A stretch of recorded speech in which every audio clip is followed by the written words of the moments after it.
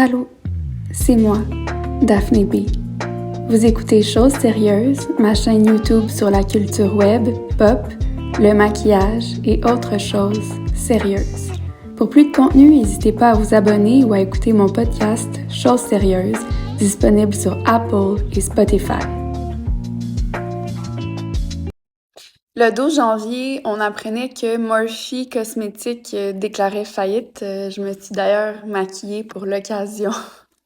Morphe, c'était une compagnie qui avait vraiment la cote quand j'écrivais maquillée et qui était surtout reconnue pour avoir bâti sa popularité en faisant des partenariats avec des gros influenceurs de la scène beauté.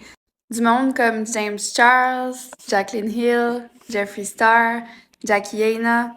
On peut penser que la faillite de Morphe marque la fin d'une ère dans laquelle les relations parasociales étaient différentes, c'est-à-dire que le lien qui unissait les influenceurs et les influencés était encore enchanté.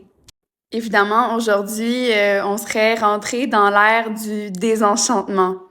La première génération d'influenceurs beauté a révélé sa face cachée, a perdu sa crédibilité en multipliant plusieurs scandales, puis a miné la confiance de ses fans en leur vendant ad nauseum des produits, des marques comme Morphe.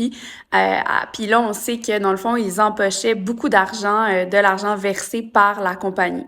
On peut aussi rajouter que le fossé entre les influenceurs et les influencés s'est creusé pendant la pandémie, notamment à travers l'espèce de disparité économique qui était mise en relief.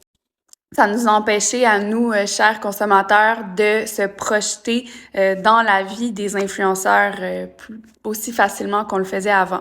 Puis cette ère de désenchantement-là, elle pointe aussi vers un changement dans la nature même des plateformes qu'on utilise. Et là, je vais citer le travail d'une journaliste, Kate Lindsay, qui travaille maintenant chez Embedded et qui écrivait pour The Atlantic. Et je cite cet article.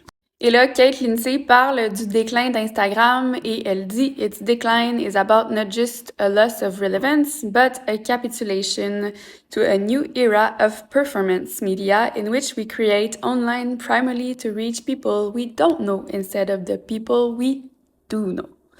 En gros, elle dit que le déclin d'Instagram est pas seulement dû à une perte de pertinence, mais aussi parce qu'on entre dans une nouvelle ère des médias sociaux où la performance qu'on donne à voir aux autres va servir principalement à attirer des personnes qu'on ne connaît pas plutôt que du monde qu'on connaît. Et moi, je voudrais rajouter que cette nouvelle performance-là, elle se fait aussi avec la promesse qu'on va pouvoir capitaliser sur l'attention des inconnus qu'on veut attirer.